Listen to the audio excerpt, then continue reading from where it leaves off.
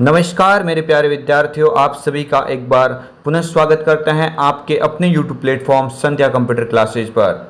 आरएसआईटी मुख्य परीक्षा 4 अगस्त और 18 अगस्त दो अलग अलग शेड्यूल के अंदर जो आयोजित की जा रही हैं, तो फ्रेंड्स उसके लिए हम आपके समक्ष इंपॉर्टेंट क्वेश्चंस पेश कर रहे हैं। अगर आप वीडियो के ऊपर पहली बार या चैनल के ऊपर पहली बार विजिट कर रहे हैं तो प्लीज़ चैनल को अवश्य सब्सक्राइब करें ताकि आने वाले प्रत्येक वीडियो की नोटिफिकेशन आप तक अवश्य पहुँचे। आपकी स्क्रीन के सामने आएगा पहला क्वेश्चन। उससे पहले आप सभी को बोलना चाहता हूँ कि आरएसआईटी मुख्य परीक्षा 4 अगस्त वालों को अभी जल्दी से जल्द तैयार रहना है और जो भी इस चैनल के माध्यम से इंपॉर्टेंट क्वेश्चंस आपको जो बताए जा रहे हैं उन सभी क्वेश्चंस को अवश्य फॉलो कीजिएगा।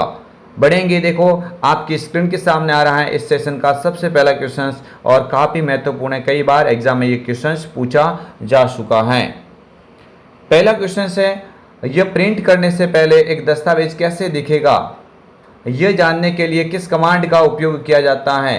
भाई कोई भी प्रिंटिंग होती है वो प्रिंट करने से पहले उससे डॉक्यूमेंट के बारे में जानना चाहता है कि इसकी प्रिंट कैसी बाहर निकलेगी, तो वो जो पहले से जो इंटरफेस हमें एक शो करता है, एक इंटरफेस जो हमें प्रदान करता है उसको हम क्या बोलेंगे, प्रिंट पूर्वावलोकन। हिंदी में क्या बोलेंगे, प्रिंट पूर्वावलोकन बोलेंगे, जबकि इंग्लिश में इसको क्या कहा जाएगा, प्रिंट प्रीव्यू। इंग्लिश में क्या बोलेंगे, प्रिंट प्रीव्यू के नाम से भी जान सकते हैं। तो यहाँ से ऑप्शन सी इस क्वेश्चन का करेक्ट विकल्प हो जाएगा।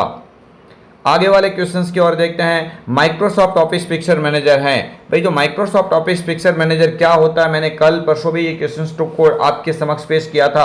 आप सभी को याद रखना है कि जब भी माइक्रोसॉफ्ट जो पिक्चर मैनेजर की बात हो जाती है आपके एग्जाम में, तो आप एक ऑप्शंस को अवश्य याद रखना, ये मूल तस्वीर प्रबंधन सॉफ्टवेयर का उदाहरण है। यानी इसमें तस्वीर की क्या की जा सकती है, भाई एडिटिंग की जा सकती है। यहाँ से ए विकल्प इस क्वेश्चन का करेक्ट हो जाएगा। आगे वाले क्वेश्चंस की ओर देखते हैं। आप सभी से मैं एक यहाँ पे सूचित करता हूँ कि कल से आपकी जो लाइव क्लास जो शाम को जो 7:30 बजे आपके समक्ष पेश होगी, आप सभी उस लाइव क्लास के साथ में अवश्य जुड़िएगा। इनमें से कौन सा वैध प्रोजेक्टर कनेक्टिविटी विकल्प नहीं है। भाई प्रोजेक्टर को अगर आप अपने पीसी के साथ में कनेक्ट करना चाहते हैं तो कनेक्ट तो केबल के द्वारा आप कर लेंगे, लेकिन आपको याद रखना है कि इसमें जो ऑप्शंस होते हैं जो अलग अलग कनेक्टिविटी के लिए जो काम में लिए जाते हैं, उनमें जो 4 प्रकार की कनेक्टिविटी होती है। एक तो भाई होती है कंप्यूटर ऑनली होती है, दूसरी भाई कौन सी होती है, डुप्लीकेट भी होती है, एक्सटेंड भी होती है, और एक कौन सी होती है, प्रोजेक्टर ऑनली। एक कौन सी होती है, प्रोजेक्टर ऑनली होती है। तो इसका मतलब जो इन्वर्टेड लिखा हुआ है ना, ये विकल्प इस प्रोजेक्टर कनेक्टिविटी के अंदर नहीं आता है। यानी इस क्वेश्चंस का जो राइट आंसर हो जाएगा वो हो जाएगा ऑप्शन नंबर बी, इन्वर्टेड हो जाएगा, क्योंकि इन्वर्टेड इस प्रोजेक्टर कनेक्टिविटी विकल्प के अंदर आपको नहीं दिखता है। आगे वाले क्वेश्चंस को देखते हैं। विंडोज 10 पर फाइल या फोल्डर्स को लॉक करने के लिए आपकी कौन सी एप्लीकेशन मदद करती हैं। तो आपको याद रखना है कंप्यूटर के अंदर फाइल्स अथवा फोल्डर्स है, उन फोल्डर्स को आप लॉक करने के लिए किसका उपयोग करेंगे, उस नाम से पता लगना चाहिए। उसका राइट आंसर क्या हो जाएगा, फोल्डर लॉक हो जाएगा। भाई मैं ऐसे क्वेश्चन है जो आपके लिए काफ़ी थोड़ा इजी वे से आपको समझ में आ सकता है, उन क्वेश्चंस के अंदर मैं ज़्यादा टाइम वेस्ट नहीं करूंगा। जैसे आपको सीधी सी बात याद रखनी है, फाइल और फोल्डर को लॉक करने वाला फोल्डर लॉक, तो इतने में आप क्वेश्चंस को ऐसे क्लियर करते जाएंगे तो बड़े क्वेश्चंस को याद रखने में दिक्कत आपको बिल्कुल भी नहीं आएगी। आगे वाले क्वेश्चंस की ओर बढ़ते हैं। क्वेश्चन नंबर 5 आपकी स्क्रीन के सामने। निम्न में से कौन सा एक प्रकार का यूजर अकाउंट विंडोज 10 में नहीं है। भाई अच्छा क्वेश्चन है, एग्जाम में क्वेश्चन कई बार पूछा जा चुका है, तो आपको याद रखना। देखिए इसने क्या पूछा, कौन सा यूजर अकाउंट विंडोज 10 में नहीं है। तो देखिए स्टैंडर्ड ये तो है बिल्कुल, प्रशासक यानी एडमिनिस्ट्रेटर, स्टैंडर्ड का मतलब स्टैंडर्ड हो जाएगा, और एक तो हो जाएगा भाई स्टैंडर्ड हो जाएगा, एक हो जाएगा एडमिनिस्ट्रेटर। क्या हो जाएगा, एडमिनिस्ट्रेटर हो जाएगा। तो यहां से आपको याद रखना है कि इसका जो राइट आंसर है ना, ए और बी दोनों नहीं होगा, क्योंकि इसने नहीं है पूछा है, तो ये भी होता है ये भी होता है, इसका मतलब ऊपर में से कोई नहीं। ऐसा इसमें कोई विकल्प नहीं है जो एक विंडोज 10 में यूजर अकाउंट नहीं होता है, यानी सभी के सभी यूजर अकाउंट्स होते हैं। यहां से करेक्ट आंसर हो जाएगा ऑप्शन नंबर डी, ऊपर के कोई नहीं है। आगे वाला क्वेश्चन आपकी स्क्रीन के सामने। आमतौर पर किस प्रकार के निजी ईमेल खाते का उपयोग आपके कंप्यूटर पर ईमेल डाउनलोड करने के लिए किया जाता है। मैं आपको बार बार कई बार ये बोल चुका हूँ कि आप सभी याद रखना कि जब भी आपके यूजर अकाउंट की बात होती है और जब भी आपके ईमेल अकाउंट से संबंधित बात होती है तो उसमें निजी ईमेल होती है ना भाई, प्राइवेट मेल होती है, वो किस में डाउनलोड होती है। तो आपको याद रखना पीओपी यहाँ पे राइट आंसर हो जाएगा। भाई क्या हो जाएगा, पीओपी हो जाएगा। यानी आपके एग्जाम में प्रश्न बन जाता है ना कि निजी ईमेल को डाउनलोड करने के लिए किस अकाउंट का उपयोग करेंगे, तो आप बोल देना पीओपी 3 हो जाएगा, पोस्ट ऑफिस प्रोटोकॉल। जबकि माइक्रोसॉफ्ट एक्सचेंज ये वेपर चैटिंग में काम में लिया जाता है। IMAP यानी इंटरनेट मैसेज एक्सेस प्रोटोकॉल इसका पूरा नाम होता है। तो यहाँ पे इसका राइट आंसर हो जाएगा ऑप्शन नंबर बी, पीओपी 3। आगे वाला क्वेश्चन आपकी स्क्रीन के सामने, इनमें से कौन सा साइबर खतरा नहीं है। भाई इनमें से कौन सा साइबर खतरा नहीं है जो आपके कंप्यूटर के लिए नुकसानदायक नहीं होता है। तो आप सीधी सी आपको याद रखना, वायरस तो खतरा है, ट्रोजन हॉर्स भी खतरा है, डिनाइल ऑफ सर्विसेज भी खतरे का प्रकार है। इसका मतलब कौन सा नहीं है, तो आपकी स्क्रीन के सामने सीधा सा एग्जाम्पल लिखा हुआ ई कॉमर्स। भाई ई कॉमर्स तो क्या होता है, किसी वस्तु को ऑनलाइन माध्यम से खरीदना या बेचना ई कॉमर्स कहलाता है। ये कोई साइबर खतरे के अंदर नहीं आता है। आगे वाले क्वेश्चंस की ओर देखते हैं। भारतीय आईटी अधिनियम 2000 के नियम किस क्षेत्र को नियंत्रण करने के लिए तैयार किए गए हैं। भाई भारतीय आईटी अधिनियम जो आईटी एक्ट 2000 है ना, वो किससे संबंधित है, तो आप बोल देना सूचना प्रौद्योगिकी से संबंधित है। किससे, सूचना प्रौद्योगिकी। यहां से इस क्वेश्चन का राइट आंसर हो जाएगा ऑप्शन नंबर सी। आगे वाले क्वेश्चंस की ओर देखते हैं। क्वेश्चंस आपके स्क्रीन के सामने और क्वेश्चंस अच्छा है, कई बार एग्जाम में ये पूछा जा चुका है। यदि आपको भाई अच्छा क्वेश्चन तर्क वितर्क वाला है, तर्क से संबंधित क्वेश्चन से आपको पूछा गया, इसका मतलब आईक्यू लेवल आपको अच्छा रखना पड़ेगा। यदि आपको एक ईमेल प्राप्त होता है जिससे या जिसमें आपसे आपके यूजर नेम व पासवर्ड की मांग की जाती है, ऐसी परिस्थिति में आप क्या करेंगे। भाई अगर आपके ईमेल के आईडी पासवर्ड कोई मांग रहा है तो फिर आप ऐसी स्थिति में क्या करेंगे, उसे अपने ईमेल प्रदाता के माध्यम से फिशिंग या स्पैम के रूप में रिपोर्ट करेंगे। तो यही इस क्वेश्चन का राइट आंसर है कि वो हम रिपोर्ट कर लेंगे उसको, ऐसे उसको हम पहचान लेंगे कि भाई ये किसी प्रकार का साइबर खतरा हो सकता है, शायद फिशिंग या स्पैम के रूप में हम इसको रिपोर्ट करेंगे। और यहाँ से इस क्वेश्चन का राइट आंसर भी कौन सा हो जाएगा, ऑप्शन नंबर ए। ठीक है, आगे वाले क्वेश्चंस की ओर देखते हैं। अच्छा क्वेश्चन है, पावर पॉइंट में पहले से ही इंसर्ट इमेज को एडिट करने पर क्या घटित होता है। भाई आपके पावर पॉइंट की स्लाइड है, उसमें कोई इमेज पड़ी है, उस इमेज को एडिट करने से क्या घटित होगा। स्रोत फाइल जो पहले से इंसर्ट की हुई थी सेंज नहीं होती है, स्रोत फाइल जो पहले से इंसर्ट की हुई थी सेंज होती है।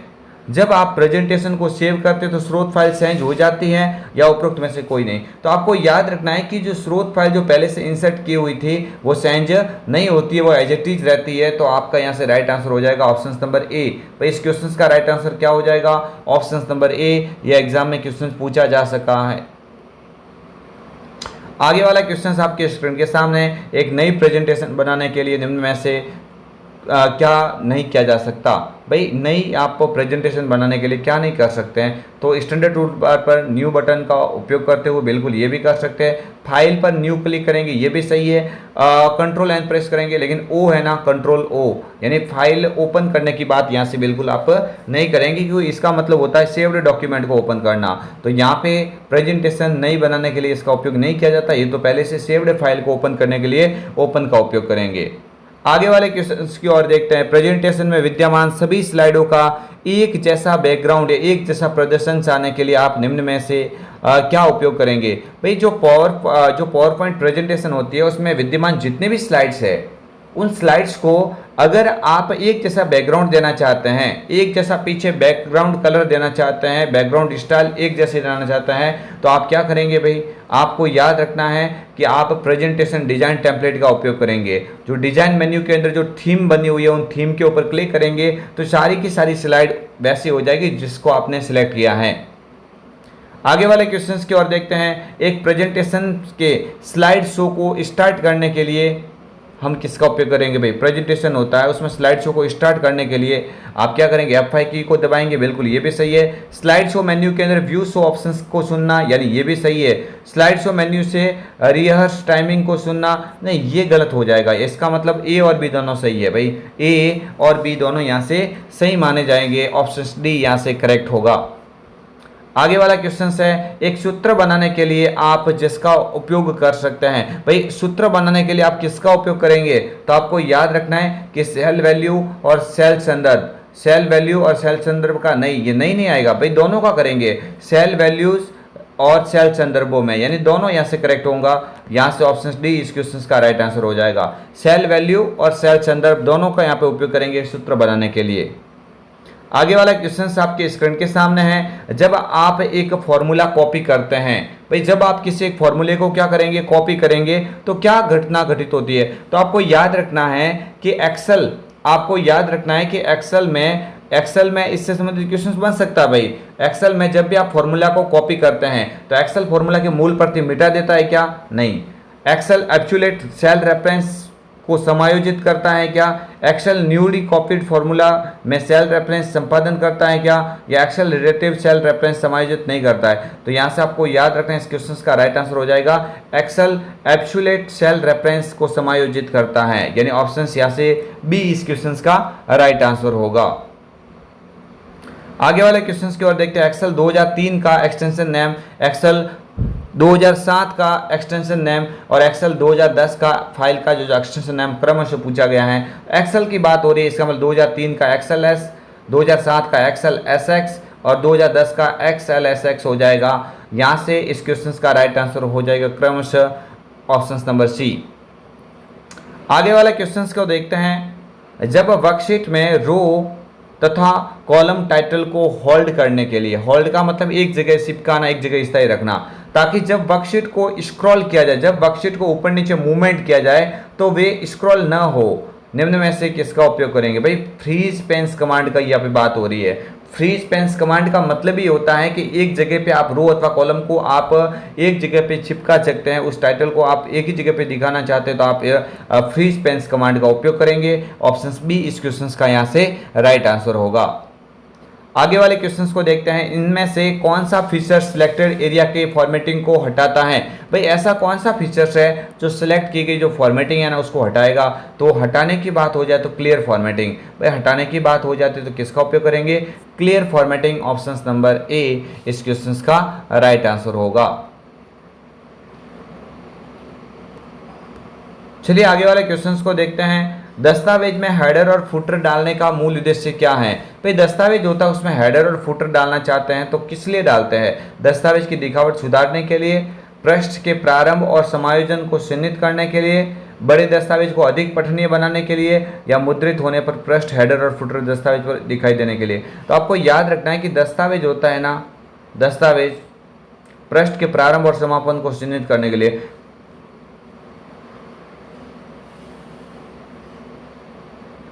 इस क्वेश्चन का राइट आंसर हो जाएगा दस्तावेज की दिखावट को सुधारने के लिए आप हेडर और फुटर का उपयोग कर सकते हैं। अच्छा दिखता है और एक जगह पे आपने डाल दिया तो सभी के ऊपर ऑलरेडी समायोजित हो जाता है।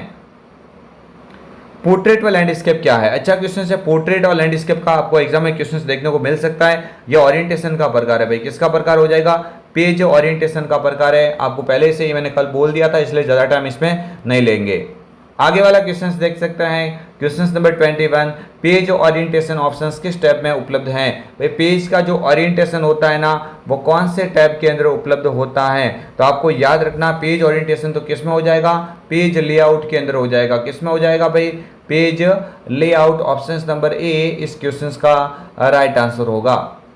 आगे की ओर बढ़ते हैं। हैंड हेल्ड डिवाइस के उदाहरण हैं। भाई हैंड हेल्ड डिवाइस के उदाहरण यानी ऐसे कौन से डिवाइस जिसमें हम अपने हाथों में आसानी से रख के उसका उपयोग कर सकते हैं। तो इसका मतलब स्मार्टफोन भी आ जाएगा, फीचर्स फोन भी आ जाएगा, टैबलेट फैबलेट भी आ जाएंगे। उपरोक्त सभी इस क्वेश्चन का राइट आंसर है, ऑल ऑफ द अबव हो जाएगा। ठीक है, आगे वाले क्वेश्चंस को देखते हैं। क्वेश्चन नंबर 23, हॉटस्पॉट के लिए किस कनेक्टिविटी की आवश्यकता होती है। तो इजी सा प्रश्न है, आप सभी स्टूडेंट को ऑलरेडी आता होगा क्योंकि ये क्वेश्चंस आप ऑलरेडी यूज़ कर रहे हो रोजाना अपने फ़ोन के अंदर। ठीक है, तो यहाँ से आपको याद रखना हॉटस्पॉट के लिए आपको किस कनेक्टिविटी की आवश्यकता चाहिए, वाईफाई की। यानी वाईफाई का पूरा नाम क्या होता है, वायरलेस फिडिलिटी। क्या होता है भाई, वायरलेस फिडिलिटी। इस क्वेश्चन का राइट आंसर हो जाएगा ऑप्शन नंबर ए। नेक्स्ट आगे वाला क्वेश्चन आपके स्क्रीन के सामने। कौन सा ऐप नागरिकों के मुद्दों को हल करने और समाधान प्रदान करने के लिए बनाया गया है।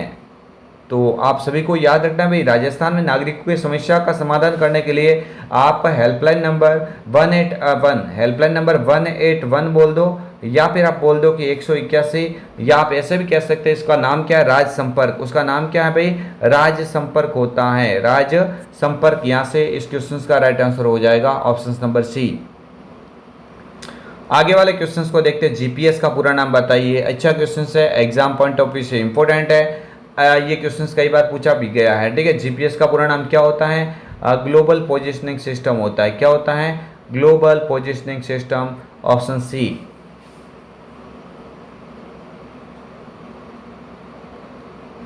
नेक्स्ट, तापमान, दबाव व गति, यानी ताप, दबाव और गति आदि संकेतों के आधार पर कार्य करने वाले कंप्यूटर होते हैं। तो आपको याद रखना है एनालॉग होता है, बिल्कुल डिजिटल भी हो जाएगा, तो इसका मतलब हाइब्रिड होता है, लेकिन ऑप्शंस में नहीं है, तो ए और बी दोनों यहाँ पे फिलहाल करिए, राइट कर लेंगे ऑप्शन सी।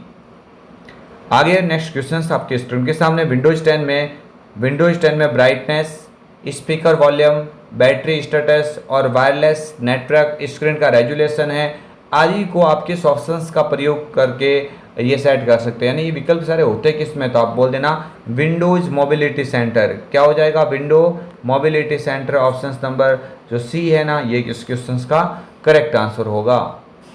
आगे वाले क्वेश्चंस को देखते हैं। आमतौर पर किस प्रकार का ईमेल खाता व्यापार सेटिंग में उपयोग किया जाता है। तो व्यापार सेटिंग के लिए आप किस प्रकार का अकाउंट का उपयोग करेंगे।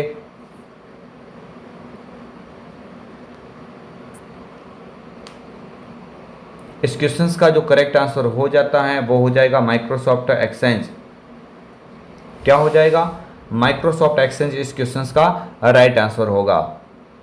आप सभी से रिक्वेस्ट है कि आप जो वीडियो स्टूडेंट देख रहे हैं, आप इस वीडियो को लाइक एंड शेयर अवश्य करें, क्योंकि आप ही के लिए यहाँ पे जो क्वेश्चंस जो बना के हम प्रस्तुत कर रहे हैं, निश्चित ही आपको एग्जाम में अच्छी हेल्प मिलने वाली है, ठीक है। दस्तावेज में एक नया पैराग्राफ दर्ज करने के लिए किस बटन का उपयोग किया जाता है। तो दस्तावेज में आप नया पैराग्राफ दर्ज करना चाहते हैं तो भाई एंटर की का उपयोग करेंगे। किसका, एंटर कीज का उपयोग करेंगे।